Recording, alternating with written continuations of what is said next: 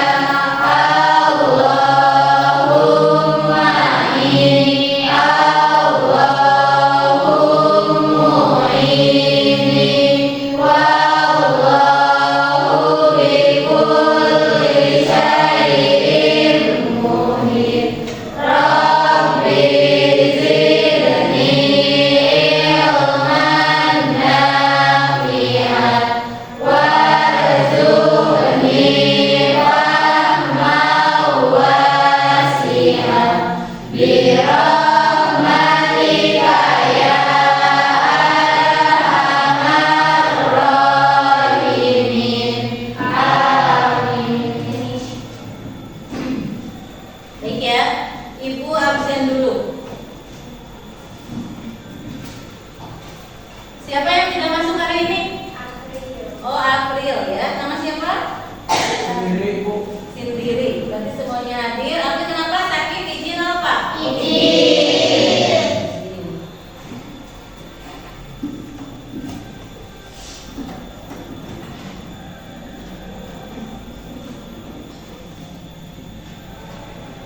Oke, baik ya. Hanya April yang izin. Semoga yang izin nanti lain kali lagi tidak izin lagi. Ya.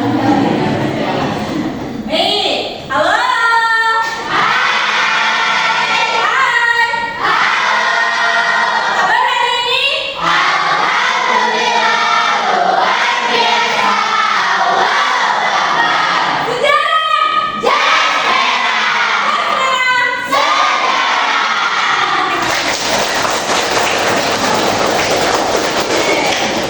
Baik ya.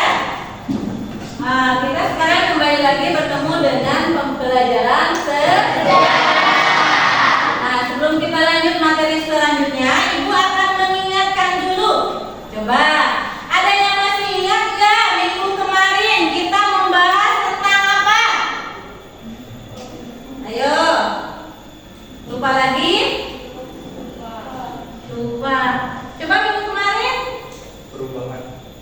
Perubahan dan keberlanjutan. Tuh, kalian masih lupa ya atau tidak ingat gitu ya, atau lupa lagi juga sama-sama gitu ya. Coba, ada yang masih ingat perubahan? Perubahan itu dalam sejarah itu ada berapa? Dua. Apa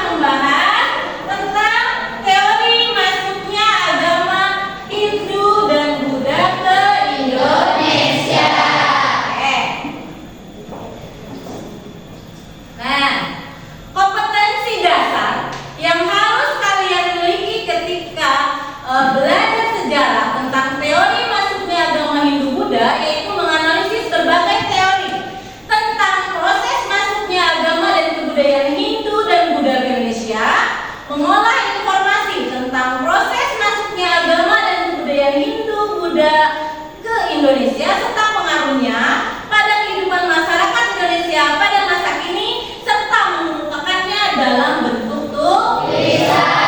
Itu adalah kompetensi dasarnya yang harus kalian ini tahu. Kemudian ini adalah indikator pencapaian kompetensi. Silakan dibaca indikator pencapaian kompetensi. Ini ya. Kemudian ini tujuan pembelajaran. Nah, tujuan pembelajaran yang Ibu harapkan ketika kalian mempelajari tentang materi teori masuknya agama Hindu Buddha ke Indonesia, yang pertama, nih, Ibu harapkan kalian sebagai peserta didik dapat menjelaskan apa? Proses masuknya agama Hindu dan Buddha ke Indonesia. Yang kedua, peserta didik mampu menganalisis hasil pengaruh kebudayaan Hindu Buddha di Indonesia dengan jujur, cermat, dan percaya diri.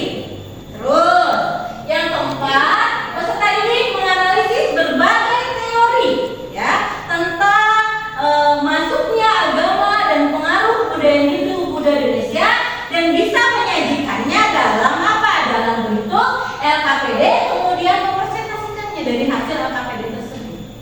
Gitu. Bisa dipahami dari tujuan pembelajarannya? Bisa. Hari ini.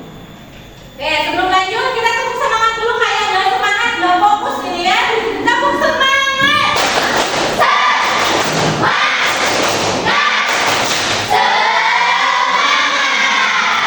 Masih semangat ya? Kita lanjut. Nah, kenapa kita harus belajar tentang teori masuknya agama Hindu dan Buddha ke Indonesia?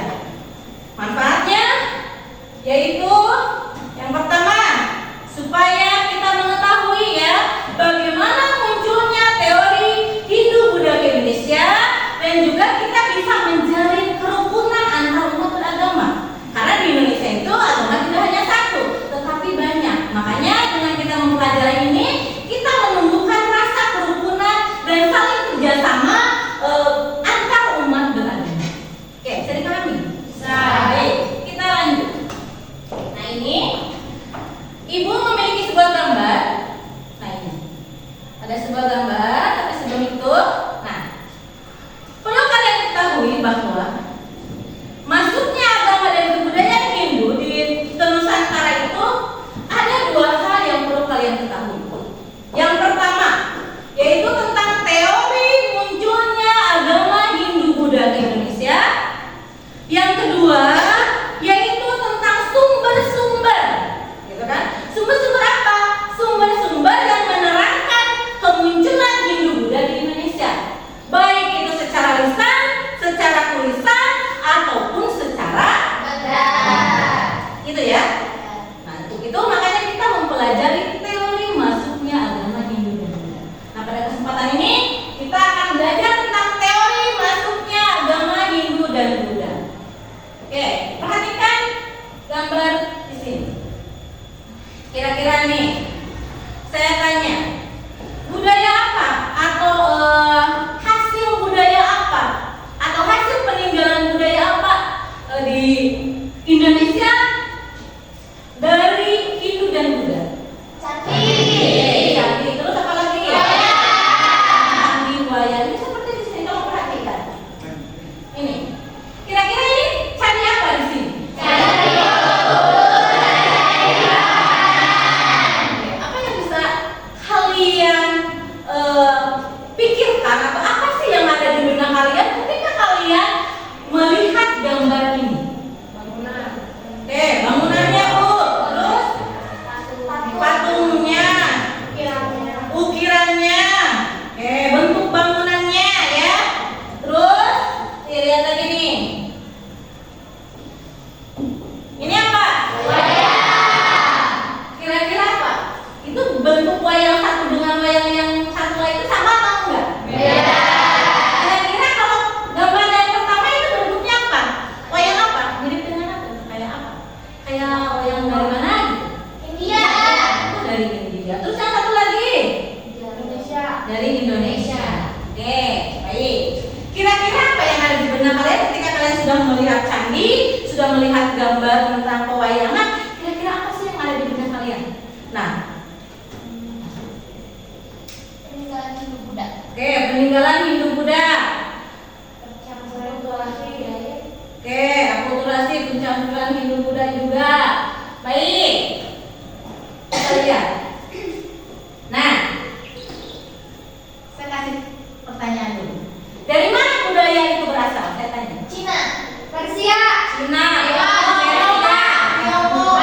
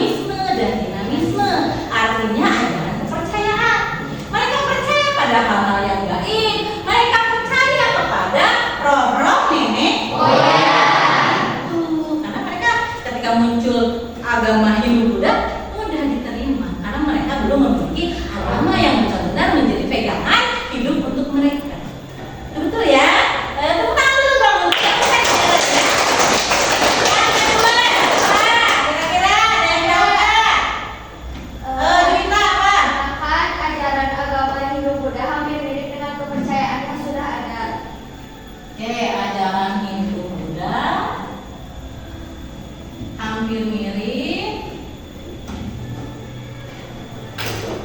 dengan ajaran yang sudah ada. Oke, yang sudah ada. Betul ya Gita? Kenapa agama Hindu Buddha itu mudah diterima? Karena ajaran Hindu Buddha hampir mirip dengan ajaran yang sudah ada. Kita kembalikan ke tadi pertanyaan tadi ya. Ajaran pertama atau kita itu pada saat itu menganut ajaran animisme dan dinamisme, artinya mereka mempercayai hal-hal yang gaib. Begitupun dengan kemunculan agama Hindu Buddha, kan mereka menyembah banyak dewa, menyembah patung, artinya mereka percaya. Itu kan ada kesamaan, mempercayai hal-hal yang kalau menurut kita sebagai orang Muslim, kenapa sih kita harus menyembah patung? Sedangkan patung itu tidak bergerak, diam. Jangankan menolong kita, ya kan? Gitu, betul. Bahkan patung sendiri itu adalah buatan manusia. Kalau secara Muslim, ya kita tidak menerima itu. Tetapi kalau menurut mereka, Hindu Buddha itu bisa diterima karena memang pada saat itu kita itu belum memiliki agama. Bahkan agama itu hampir sama dengan ajaran kepercayaan, yaitu animisme dan dinamisme. Betul ya Juwita ya? Tepuk hebat dulu dong buat Juwita. Tepuk hebat.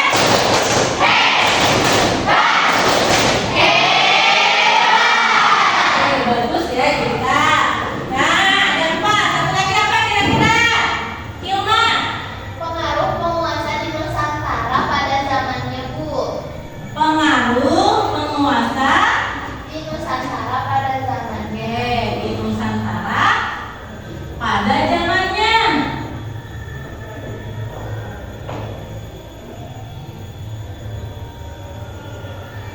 Betul Ilma. Salah satu mengapa Hindu Buddha mudah diterima oleh kita sebagai orang Indonesia, karena apa? Karena pengaruh penguasa di Nusantara pada zamannya.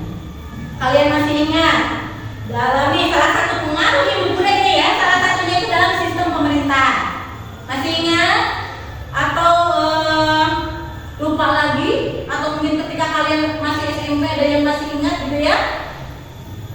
Kita Nusantara pada saat itu ketika munculnya kerajaan-kerajaan Hindu Buddha, pada saat itu kita itu bukanlah sebuah kerajaan, tetapi kita adalah kepala suku. Ya, makanya setelah munculnya Hindu Buddha, baru kepala suku itu diganti menjadi raja-raja. Contoh misalnya kerajaan Kutai ya, namanya kepala suku dulu itu, namanya tadi diganti menjadi raja. Ya, jadi mulanya seperti itu ya. Karena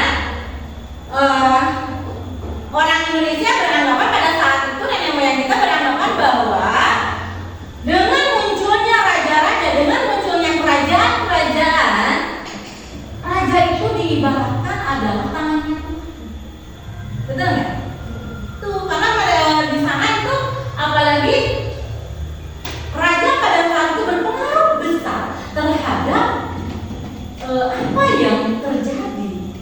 Artinya bahwa sangat berpengaruh di Nusantara pada zamannya. Contoh, Kutai, terus ada Sriwijaya, Majapahit, itu kan berpengaruh sesuai dengan apa? Dengan zamannya atau dengan masanya pada saat itu. Ya betul ya. Oke, bagus ya Hilma untuk jawabannya. Tepuk tangan dulu. Yang ketiga ada yang keempat apa?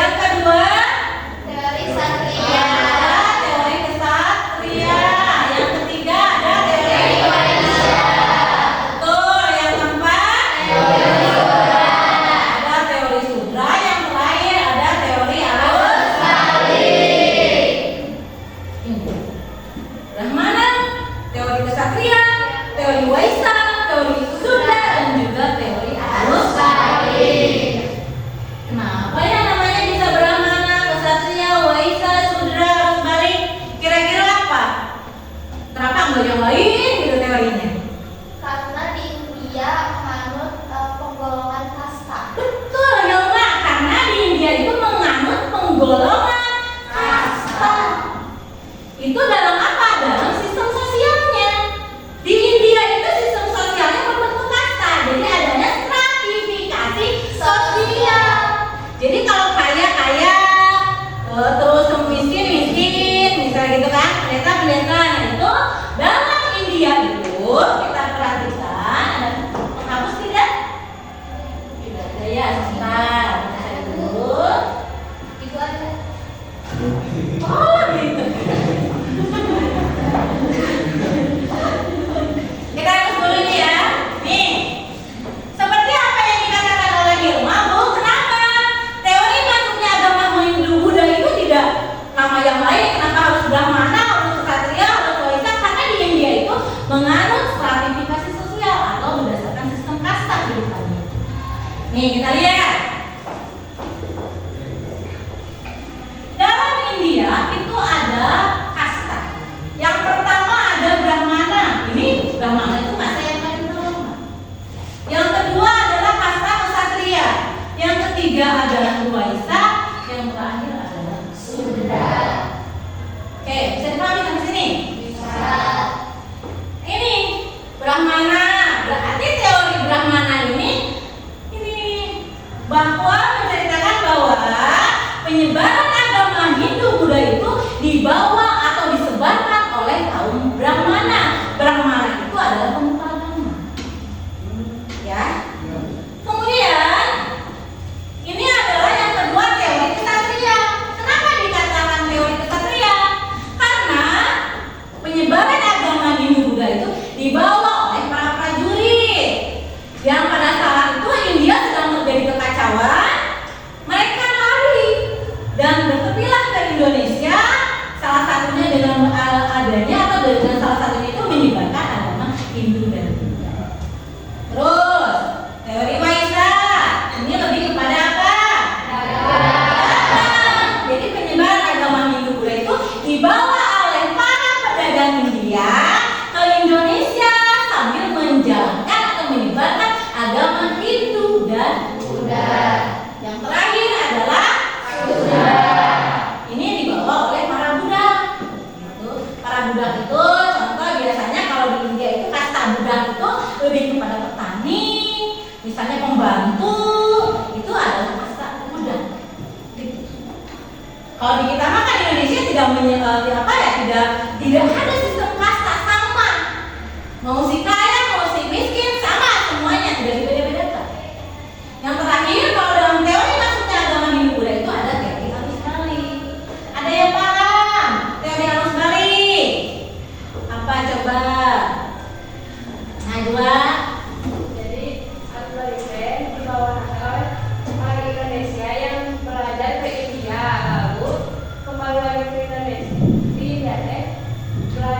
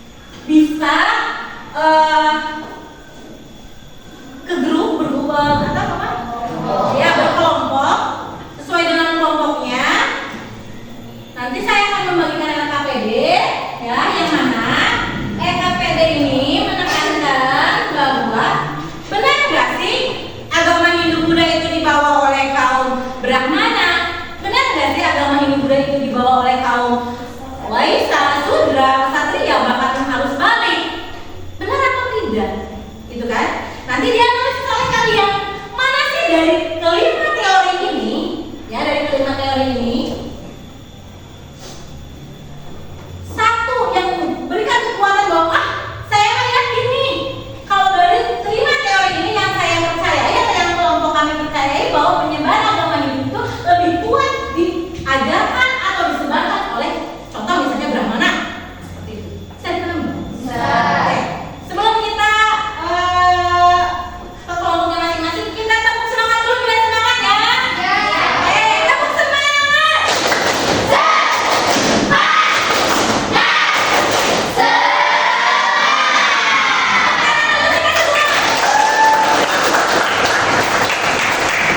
Silakan masuk ke kelompoknya masing-masing. Ya.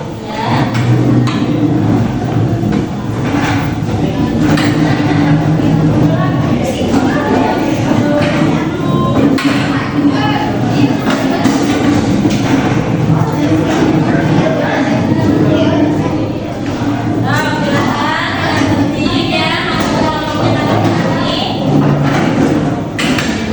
Nah, silakan.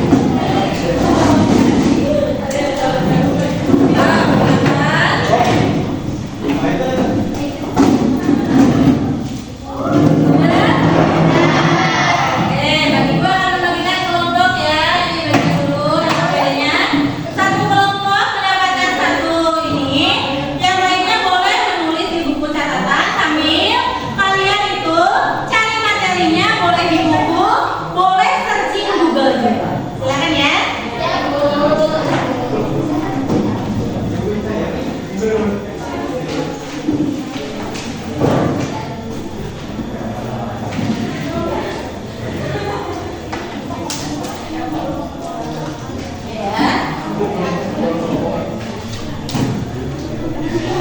Oke, lihat baca dulu suruhannya.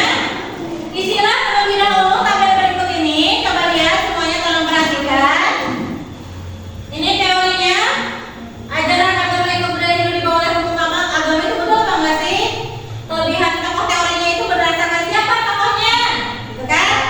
Maka ada tokoh yang menguatkan tentang kemunculan teori masuknya agama Hindu. Jadi harus dikuatkan dengan siapa tokohnya nih, gitu ya. Kemudian kelebihannya dari teori, contohnya kelebihan dari teori Brahmana itu apa? Kemudian kekurangan teori Brahmana itu seperti apa? Dan juga yang terakhir adalah akulturasi. Tadi dikatakan akulturasi itu apa? Percampuran ya, kebudayaan. Berarti akulturasi budaya Hindu Buddha yang masih ada sampai saat ini itu apa? Kira-kira, gitu ya? Akan kita gunakan atau kita senangi sampai sekarang, gitu kan?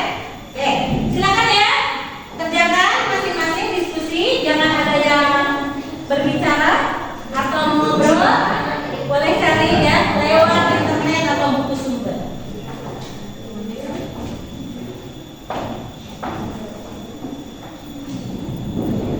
Jika ada yang kesulitan, boleh bertanya ya. Boleh ditanyakan ya, jangan diam saja.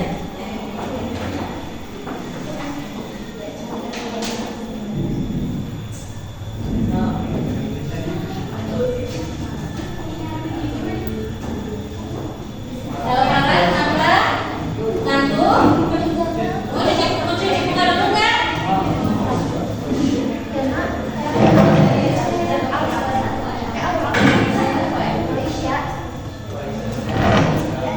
Ya, kenapa?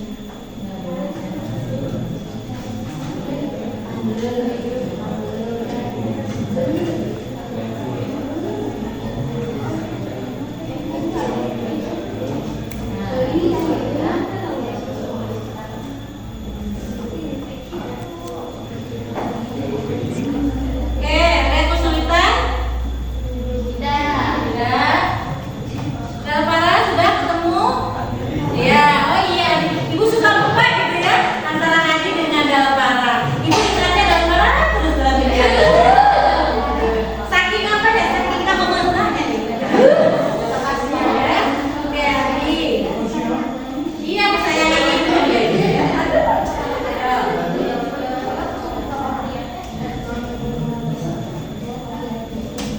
Oke.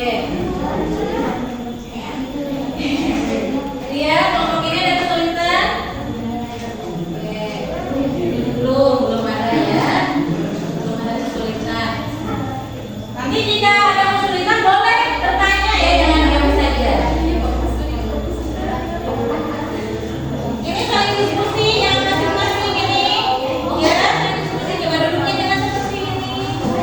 Oh, susah ya. Oke. Tapi saling diskusi ya.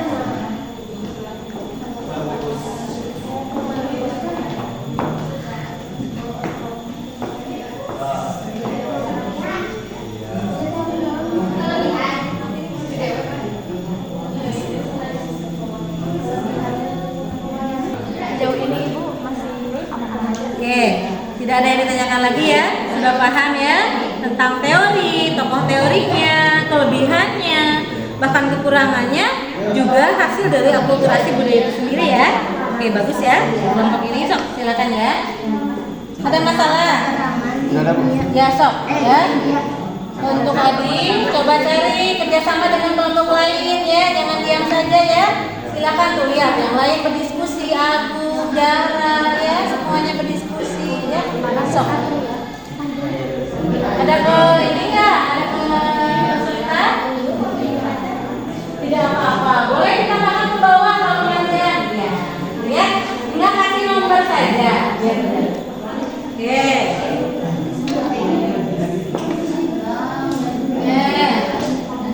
Untuk kelompok ini coba ada yang sulit? Belum ada ya. Oke, sok masih sejauh ini masih aman-aman saja. Silakan.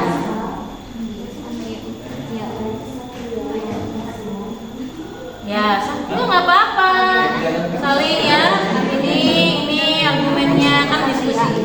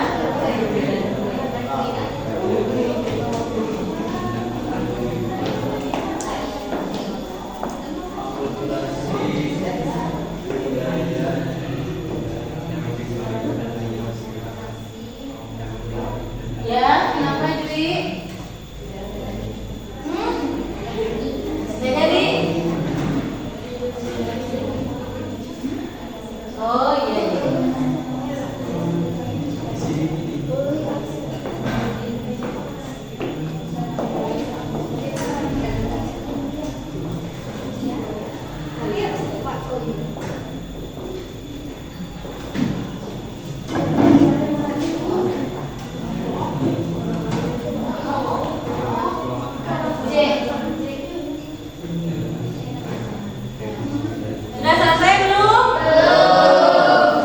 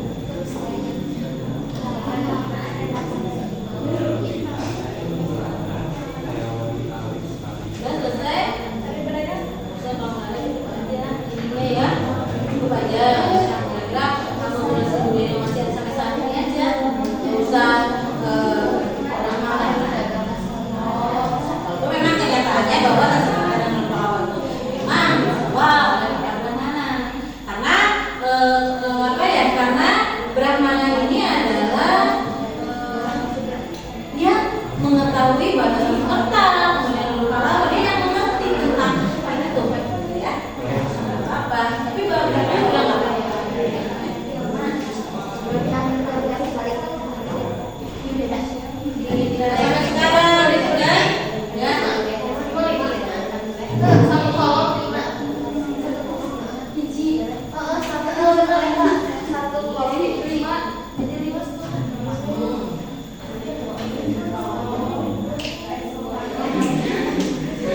Apa ya?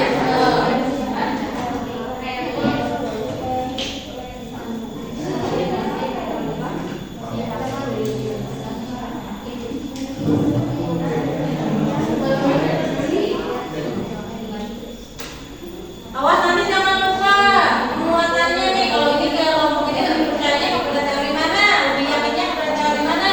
Penyebaran di budaya itu ya. Jangan lupa itu ya. Nah, iya boleh di bawahnya ya. Iya nggak apa-apa di bawah aja. Stop. Kalau nggak di bawah di belakangnya juga nggak apa-apa ya. Kalau tidak muat.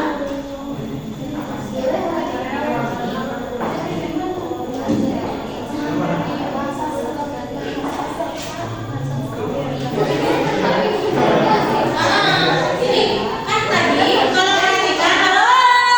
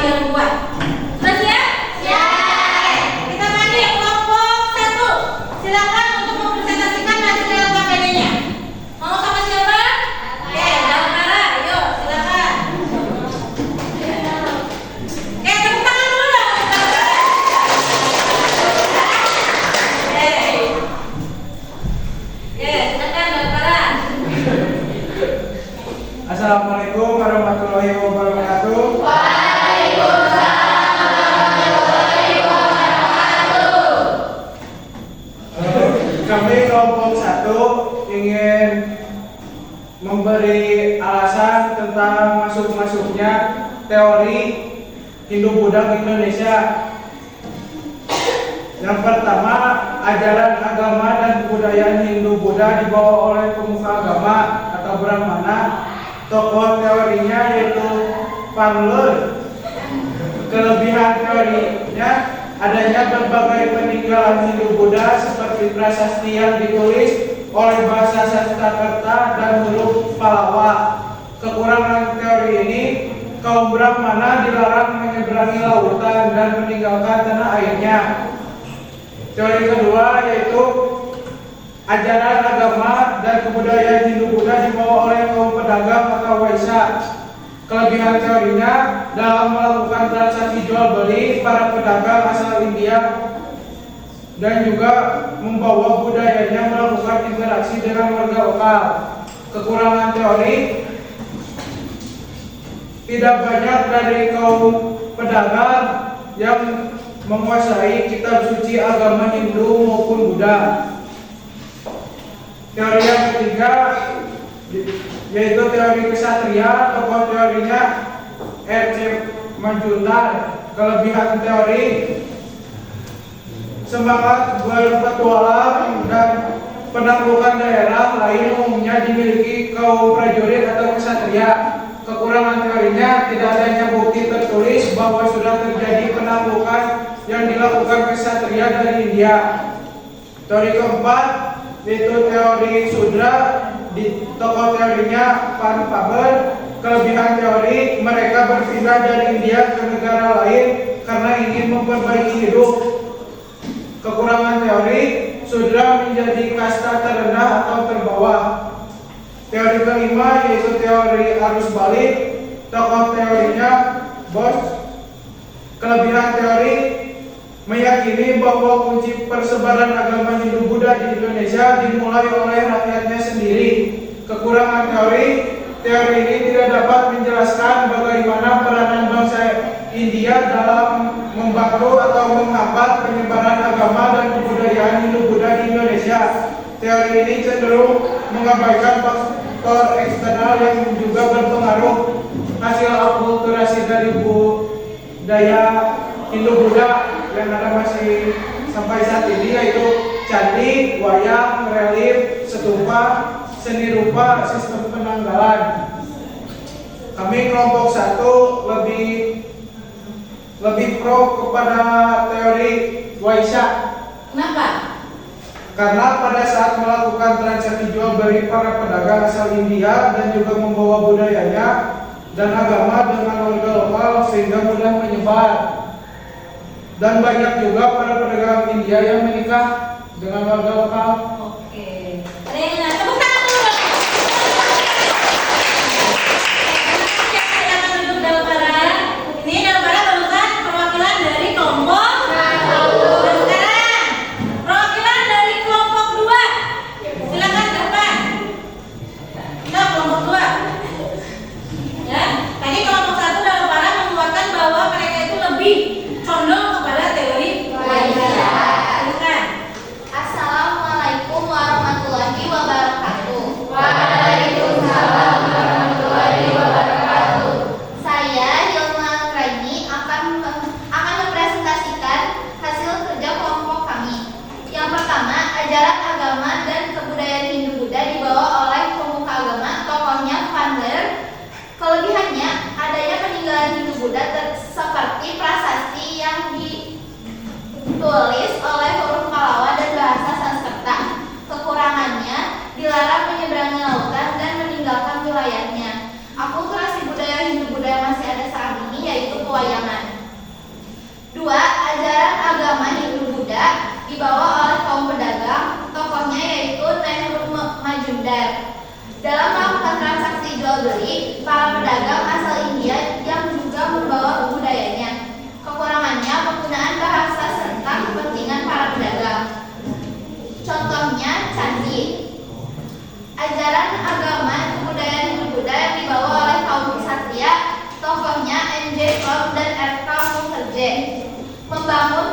Kelebihannya membangun koloni-koloni yang akhirnya berkembang dan menjalin hubungan dengan India. Kekurangannya, tidak adanya bukti tertulis bahwa sudah terjadi penaklukan yang dilakukan ksatria dari India. Contohnya sistem penanggalan. 4. Ajaran agama Hindu-Buddha yang dibawa oleh kaum Buddha. Tokoh teorinya Van Faber. Kelebihannya mereka berpindah dari India ke negara lain ingin memperbaiki hidup. Kekurangannya sudra menjadi kasta terendah atau terbawah. Contohnya mengenal tulisan. 5. Ajaran agama Hindu-Buddha yang dibawa oleh kaum Indonesia sendiri. Tokoh teorinya Bose dan Faber. Kelebihan meyakini bahwa kunci persebaran agama Hindu-Buddha di Indonesia dimulai dari rakyatnya sendiri. Kemudian kekurangannya kemungkinan masyarakat India dalam mempelajari agama India karena pada masa tersebut masyarakat Indonesia dinilai masih sangat pasif. Contoh akulturasinya relief. Kelompok kami memilih alasan teori arus balik karena selain masyarakat Indonesia selain yang disebarkannya oleh masyarakat Indonesia sendiri, ada juga ditemukannya prasasti Nalanda yang menjelaskan pembangunan wihara untuk pelajar dari kerajaan Sriwijaya di India. Dari prasasti tersebut diketahui bahwa pada masa Sriwijaya telah banyak pelajar dari Nusantara yang belajar ilmu agama mengenai Hindu-Buddha secara langsung ke India.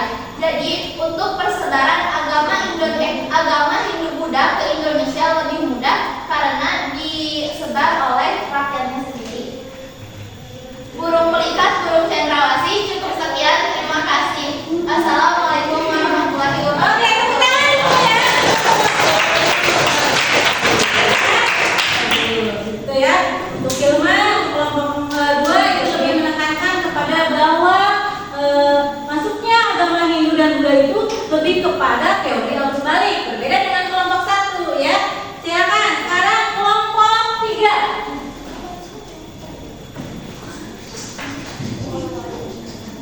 Assalamualaikum warahmatullahi wabarakatuh. Waalaikumsalam warahmatullahi wabarakatuh.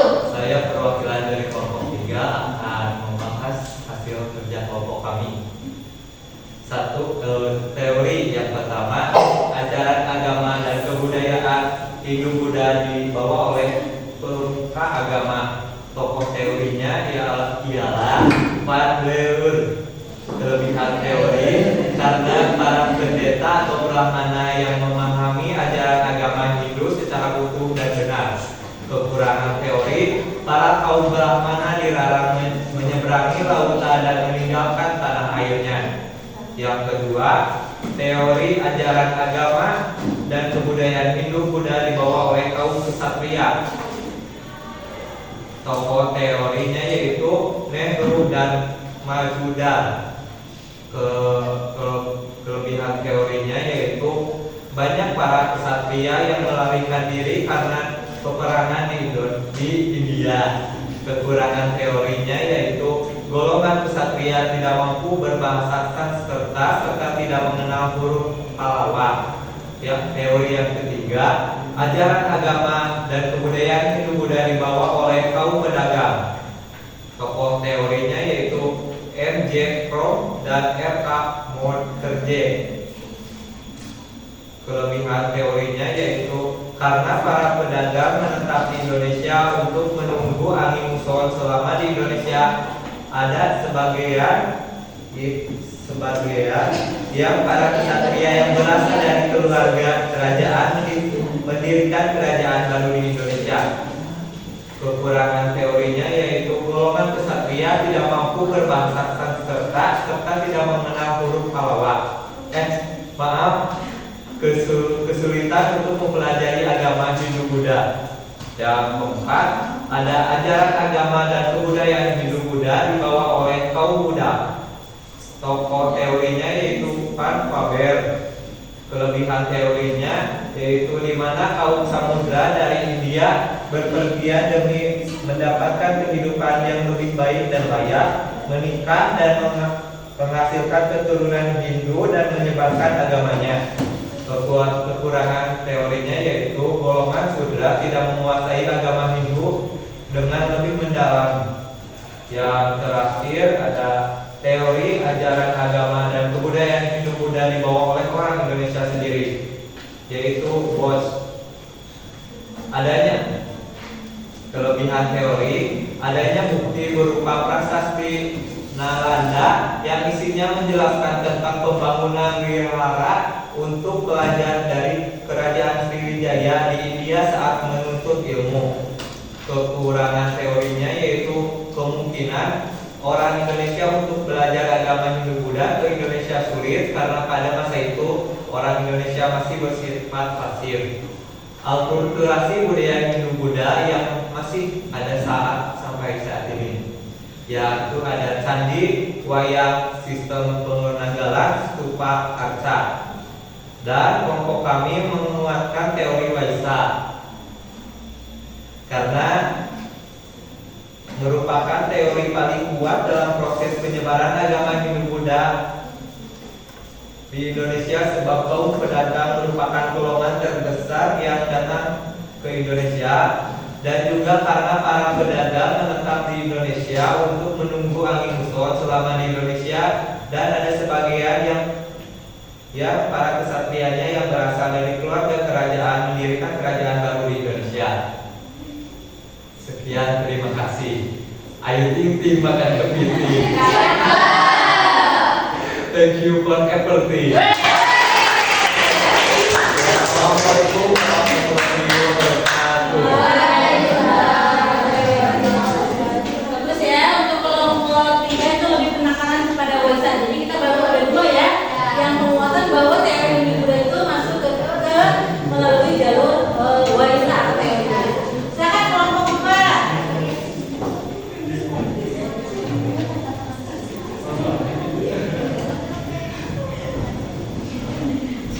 Assalamualaikum warahmatullahi wabarakatuh. Waalaikumsalam warahmatullahi wabarakatuh. Saya dari kelompok perwakilan dari kelompok 4 akan mempresentasikan hasil kerja kelompok kami. Pertama, ada teori ajaran agama kebudayaan Hindu-Buddha dibawa oleh pemukaan agama atau Brahmana.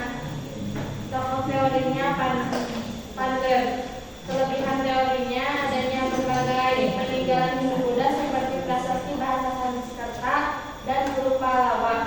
Kekurangan teorinya, kaum Brahmana dilarang menyeberangi lautan dan meninggalkan tanah airnya. Yang kedua, ada ajaran agama dan kebudayaan Hindu-Buddha dibawa oleh kaum pedagang atau Waisak. Tokoh teorinya Nicholas Johannes Robb. Kelebihan teorinya melakukan interaksi dengan masyarakat lokal. Kekurangan teorinya menggunakan bahasa serta kepentingan para pedagang. Yang ketiga, ada ajaran agama dan kebudayaan Hindu-Buddha dibawa oleh kaum ksatria. Tokoh teorinya R.C. Majuran. Kelebihan teorinya semangat berpetualang dan menaklukkan daerah lain, umumnya hanya dimiliki kaum prajurit. Kekurangannya, tidak adanya bukti tertulis bahwa sudah terjadi penaklukan yang dilakukan ksatria dari India. Yang keempat, ajaran agama dan kebudayaan Hindu-Buddha dibawa oleh kaum Buddha atau Sudra. Tokoh teorinya Pan Faber. Kelebihannya, argumen bahwa mereka berpindah dari India ke negara lain karena ingin memperbaiki hidupnya. Kekurangannya, Sudra menjadi kasta terendah atau terbawah, contohnya mengenal tulisan. 5. Ajaran agama dan kebudayaan Hindu-Buddha dibawa oleh orang Indonesia sendiri atau arus balik. Tokoh teorinya Pander. Kelebihannya meyakini Tidak apa-apa, salah sedikit ya. Tidak apa-apa. meyakini bahwa kunci persebaran agama Hindu di Indonesia dimulai oleh rakyatnya sendiri. Kekurangannya, sulitnya masyarakat Indonesia dalam mempelajari agama di India karena pada masa tersebut masyarakat Indonesia dinilai masih sangat pasif. Akulturasi budaya Hindu yang masih ada sampai saat ini, candi, stupa, patung, lilin, seni tari, seni musik, dan wayang. Kesimpulan dari kelompok kami lebih memilih teori arus balik karena pada teori ini dibawa oleh orang Indonesia sendiri dengan belajar langsung ke India untuk mempelajari agama Hindu Buddha, lalu pulang kembali ke Indonesia untuk menyebarkan agama Hindu Buddha kepada masyarakat Indonesia. Jadi masyarakat Indonesia percaya kepada teori ini karena langsung disebarkan oleh rakyatnya sendiri. Oke, bagus. Tepuk tangan untuk kelompok. Sampai bersih sekian, terima kasih. Wassalamualaikum warahmatullahi wabarakatuh. Ini kalau di kelompok 3 dan 2 dan 4 itu sama ya, 1 dan 3 sama. Tinggal kita lihat kelompok terakhir yaitu kelompok 5. Silakan. Teman-teman yang salah rezeki ya. Tepuk semangat.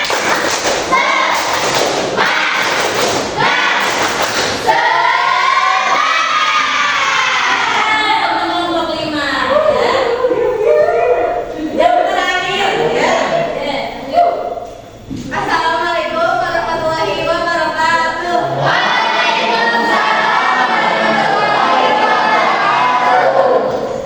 Perkenalkan, nama saya Fitri Sofia. Saya perwakilan dari kelompok 5. Di sini saya akan sedikit menjelaskan tentang teori-teori agama Hindu Buddha. Yang pertama ada teori ajaran agama dan kebudayaan Hindu Buddha dibawa oleh pemuka agama atau Brahmana. Kelebihan tokoh teorinya Jacob Cornelis van Muller. Kelebihan teorinya adanya berbagai peninggalan Hindu Buddha seperti prasasti yang ditulis oleh bahasa Sanskerta dan Pallava. Kekurangan teorinya kaum Brahmana dilarang menyeberangi lautan dan meninggalkan tanah airnya. Yang kedua ada ajaran agama dan kebudayaan Hindu Buddha dibawa oleh kaum pedagang atau teori Waisak. Tokoh teorinya Nicholas Johannes Roth. Kelebihan teori ini bahwa orang-orang dari kasta Waisa memiliki pendekatan dan keluasan untuk berbaur dengan masyarakat lokal. Kekurangan teorinya penggunaan bahasa serta kepentingan para pedagang. Yang ketiga ada ajaran agama dan kebudayaan Hindu Buddha dibawa oleh kaum kesatria. Tokoh teorinya Cornelis Christian Brugge. Kelebihan teorinya semangat berpetualang dan menaklukkan daerah lain, umumnya hanya memiliki kaum prajurit dan kesatria. Kekurangannya tidak ada bukti yang mendukung para prajurit dan kesatria India mengadakan penguasaan wilayah di Indonesia. Yang keempat, ajaran agama dan kebudayaan Hindu Buddha dibawa oleh kaum Buddha. Tokoh teorinya adalah Gottfried Halfon Faber. Kelebihan teorinya adalah argumen bahwa mereka berpindah dari India ke negara lain karena ingin memperbaiki hidup. Kekurangannya Sudra menjadi kasta terendah atau terbawah. Yang kelima, yang terakhir, ajaran agama dan kebudayaan Hindu Buddha dibawa oleh orang Indonesia sendiri atau teori arus balik. Kelebihannya meyakini bahwa kunci persebaran agama Hindu di Indonesia dimulai oleh rakyatnya sendiri. Kekurangannya, masyarakat Indonesia kesulitan mempelajari agama di India karena dinilai masih sangat pasif. Akulturasi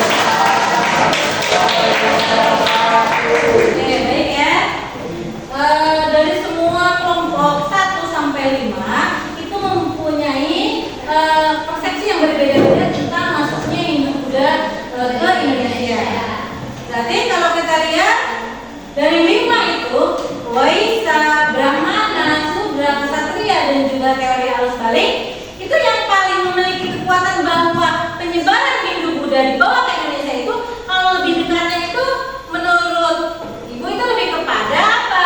Bu Aisyah.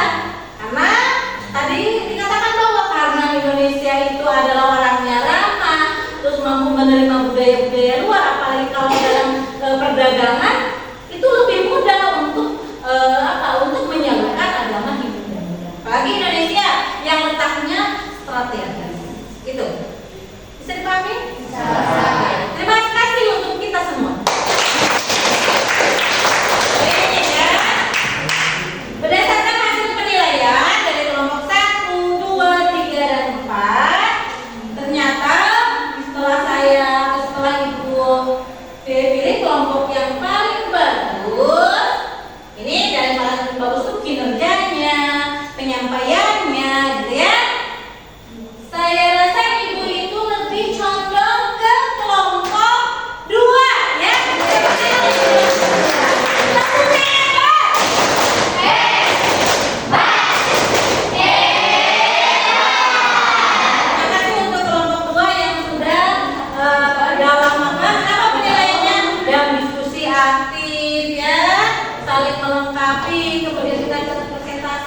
Tapi tidak semuanya bukan tidak bagus, tapi bagus untuk semuanya juga bagus. Kelompok 1, 2, 4, 5, tetapi ada yang lebih dan oke ya. Oke, baik. Kalau tidur, kalau perhatikan. Nah, silakan LKPD-nya dikumpulkan.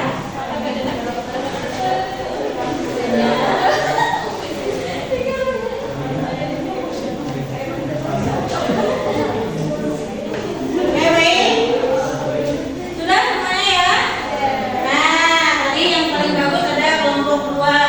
Nah sekarang, tadi kalian kan bergabung dengan kelompoknya masing-masing. Saya mohon kembali ke tempatnya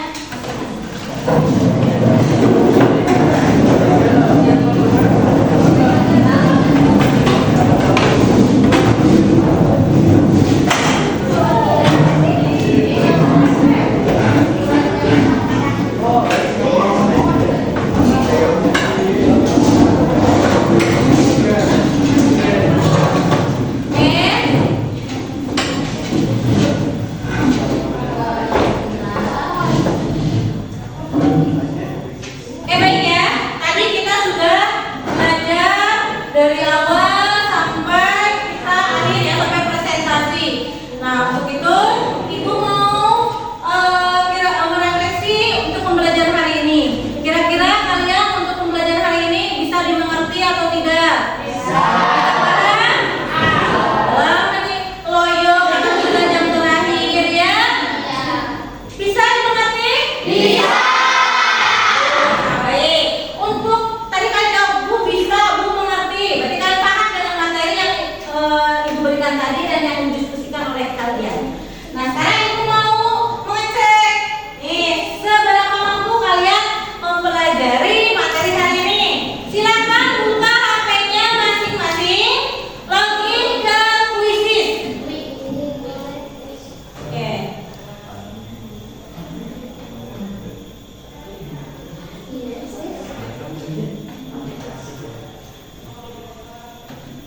Ini silakan masuk ke join my quizzes.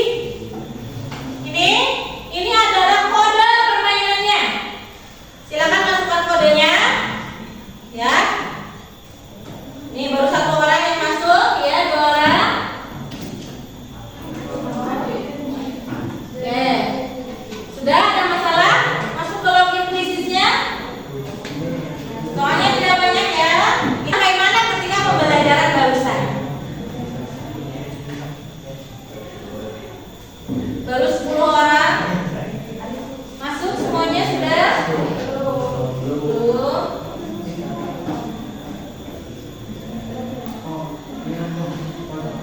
Lanjut. 11.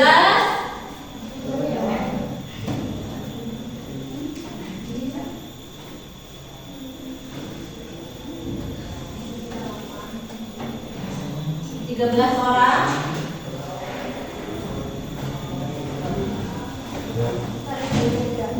Kita 25 orang. 25. 23. Alman sama siapa tadi yang tidak masuk? April ya. 18. Yuk, berapa orang lagi? 5 orang lagi. Sudah? Masuk sudah belum? Sok, silakan. Oh, nggak masuk? Oh, yang tidak bisa masuk masih boleh namanya berdua ya. Ya, berdua ya. Sudah 20, berarti karena tadi HP-nya nggak ada kuotanya, katanya terkendala ya, mau loginnya. Boleh berdua sama teman sebangkunya ya. Yang lain? Aman ya. Berarti tinggal 2 orang lagi. Sudah? 20? 2 orang lagi, siapa yang belum masuk? Adi sudah masuk nih? Salim? Romadia belum? So, sebentar ya. 2 orang lagi, Romadia sama siapa yang belum masuk? 1 orang lagi, silakan. 2 orang lagi. Ya, 1 orang lagi. Najwa sudah? Sudah, oke, baik. Kita mulai ya. Sudah semua masuk? Kita mulai. Tuh kuisisnya. Siap? Nih.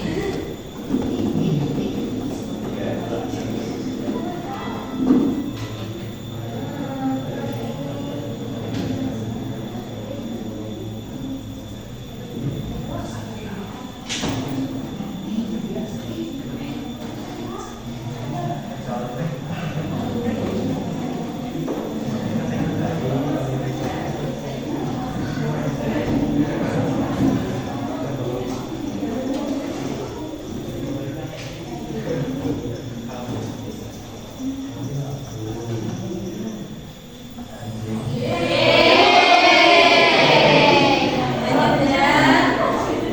Nih, kita lihat. Tuh, ambil semuanya ya. Tuh, jadi dari 23 orang yang menjawab, yang tidak menjawab yang salah sedikit. Ini nomor 2 ya. Nih.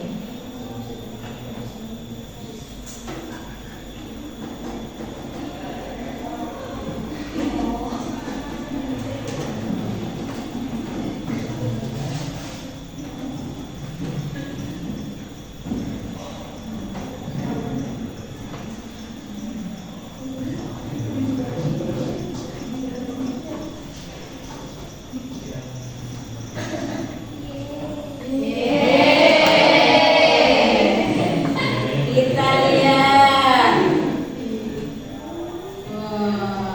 Berarti kita lihat yang salah lagi hanya sedikit, tapi semuanya betul ya. Lanjut.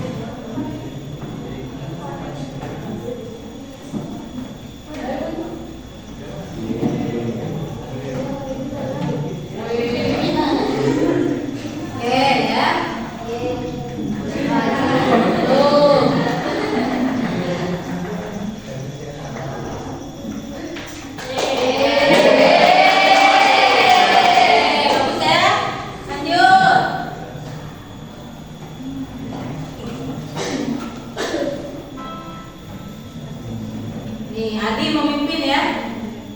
Silakan.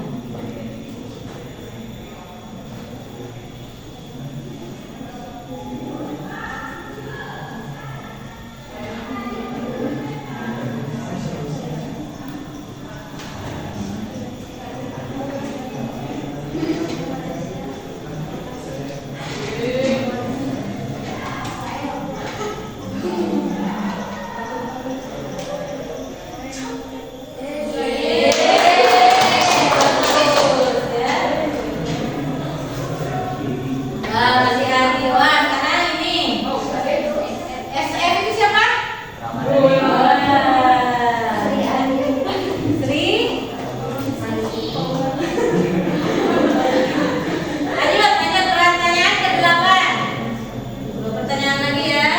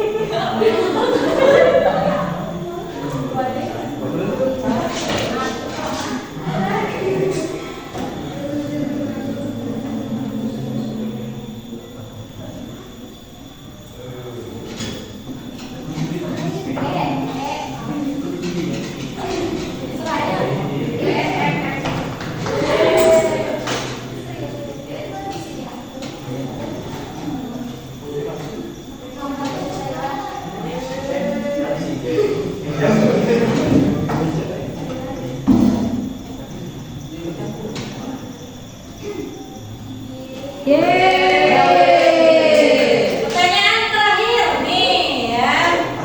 Asik terakhir. Terakhir ya. Asik pengen cepat pulang. Ya dong.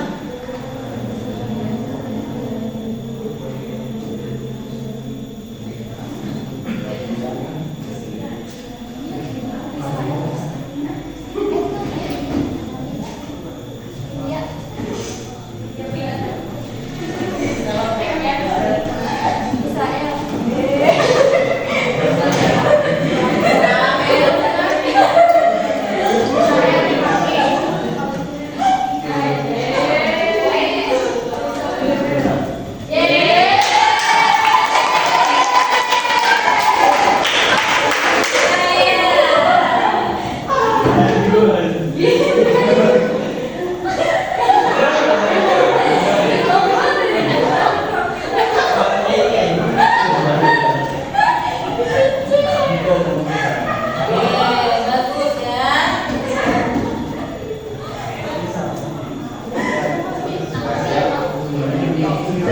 Oke, berarti untuk pemenangnya. Nah, ya.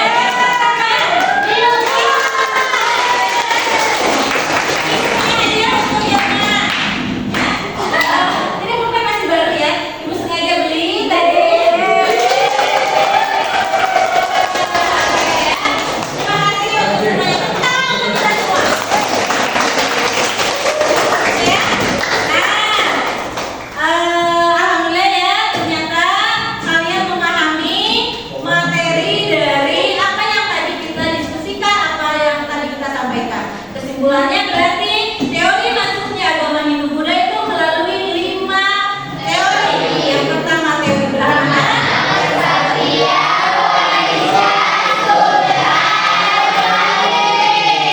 kalian paham? Itu adalah 5 teori penyebaran agama Hindu dan Buddha di Indonesia. Bisa dipahami? Bisa.